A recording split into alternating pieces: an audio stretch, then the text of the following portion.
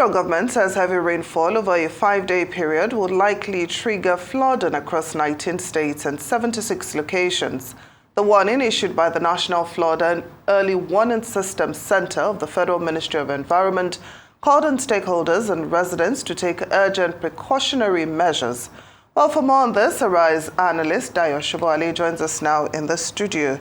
Good afternoon, Mr. Sobowale. Thank you so much for joining us. Pleasure. Yes, so how should citizens in flood-prone areas, prepare for and respond to this flood warning? They are used to them because, it's seasonal. And you see, you will expect that some of them will even flee away from the area. But people don't just abandon their residences, so they are used to it. And see, I always thought we had treated this topic before. But then I discovered it's a seasonal something. We'll always, and government is always doing its best to alert people. But you see, this is a fight against nature. It's not peculiar to Nigeria. And geography has changed its mind on so many things. And it is not as predictable. Science is losing the fight to nature now in predicting weather and so many things that are in the domain of nature. You see, I always thought it was arrogant for people to think they can control climate because nature has its way, it has its ways. Although the champions of climate change, they have their concern. But you see, you cannot accurately predict how natural disasters, by the very nature of their name, natural disasters, they don't give notice to anybody.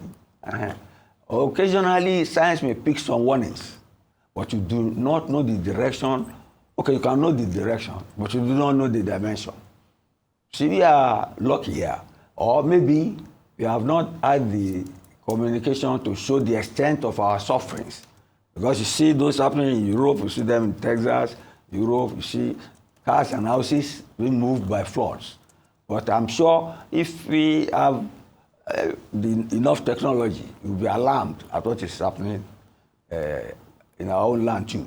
But the governors of those states are well aware. They are well aware. They want people, some people heed it, some people say rather than move, they would rather collapse with it. So it is a timely warning. It's a timely warning, and people should heed it. That's what I would say for now. Also, Mr. Sobowale, I feel like I need to repeat what you said. You may know the direction, but not the dimension, and the governors of those states are well aware and doing what they can. But there are some questions about if the governments, whether it's on the state or federal level, have invested in permanent flood control infrastructure for these vulnerable areas, since, like you rightly pointed out, it's a seasonal occurrence. Yeah, you think they've done enough? No, well, people have raised their alarm. I've raised it here too. If you look at the money that has been spent, you will wonder why the floods keep following the same path and destroying the same sort of terrain. You see, a good example, and I will keep on repeating it until they do it, is the agreement we have with Cameroon, the dam in Garwa.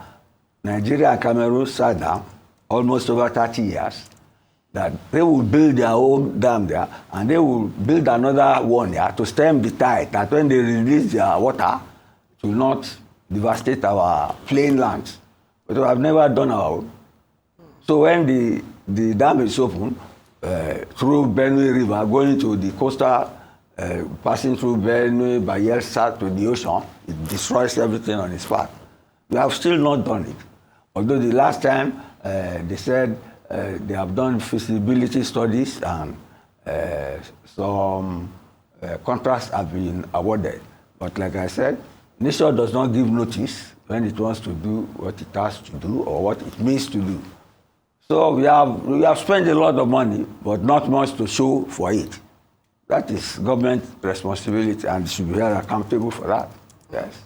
Mr. Sobowale, I would also like us to talk about NEMA, that's the National Emergency Management Agency, their performance in coordinating flood response effort, including relief distribution, search and rescue operations.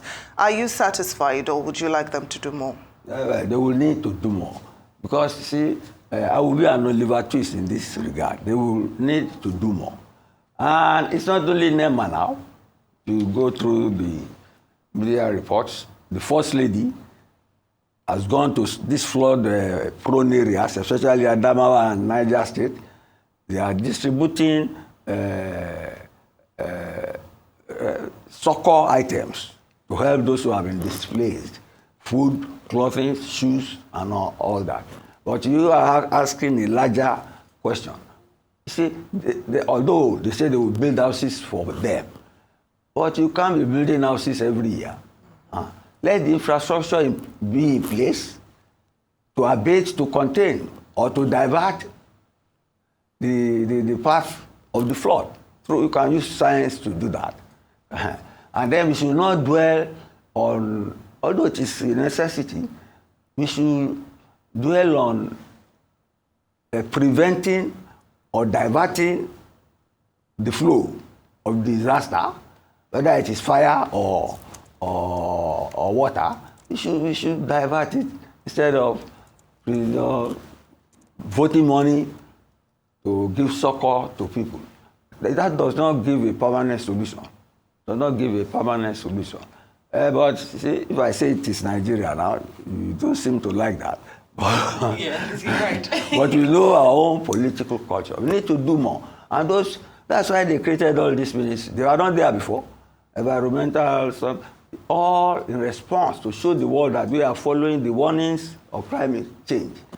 But then, when this thing comes, they are more devastating each year than the previous year. So there is some poor management in the way of how we are doing the abatement management or the prevention management of the flow of the flood. Let's leave it at that. Mr. Sobowale, earlier on you mentioned that a lot has been done, spent by the government in terms of investment in this, but we don't see the results to show for it. And now you mentioned preventing and diverting the flow is important. In terms of prevention, do you think that there should be consideration in relocating those communities, the specific communities that are perpetually flood-prone areas? Yeah, that's what this one is about. They are always relocating them. But you see, if you relocate them, they are not victims of banditry or what have you. Because the river will come next year too, and it take the same flow, so I have not stemmed the tide of its flow. So for how long? It means they are under permanent location during that period. But you see, people have to live, have to earn a living. When the flood goes away, they come back to the place. They know it is coming. You see, no need to go to some bridges, to cities in the north. You see a big bridge, but you see people are trading under it because there's no water. But when the season comes, they know it will sweep everything in its path. There was a Gukwa in Ibadan before now, which used to hang, but they have redirected it. And Majidu, even when I was a kid, Majidu has been overflowing on the way to Ikorodu. Lagos State is wanting people to clear from the place now, Ajegunle and all that. You see, nature is relentless. It's not as if you can defeat it, but we can minimize its effect through proactive management. And looking after the welfare of our people. If people are relocated permanently, maybe they have a way of making these areas seasonal habitation areas. So that they know what to do and when to do it. But essentially, we should find some things to, like the Lagido Dam, which we have not, which is released from Cameroon. They get electricity from their own. And we have not built our own. Instead, we are doing disaster management year in, year out. It's not the best. Right. Now, Mr. Sobowale, apart from the federal government, there are other stakeholders, like the state government. We have the local government. We have community leaders. What role should they all play in flood mitigation and management? They should look after their people. They don't need to be told. They should look after their people. You see, this time around, it is federal government that is warning. That is why we are discussing. Lagos State too. All these states will be doing it. They have no choice. They have no choice. And they should amplify it and make sure people understand the language in which they are using to amplify it and move out of the path of danger. But essentially, we need infrastructure. Infrastructure like dams, infrastructure to divert, infrastructure to mitigate all this, and not dwell on relief matters, which people are not terribly accountable for. So it's political management, disaster management, and maybe some failure to a large extent in both regards. Yes. We certainly appreciate your insight on this very crucial subject matter, Mr. Dayo Sobowale. Thank you for joining us here on Newsday. Thank you.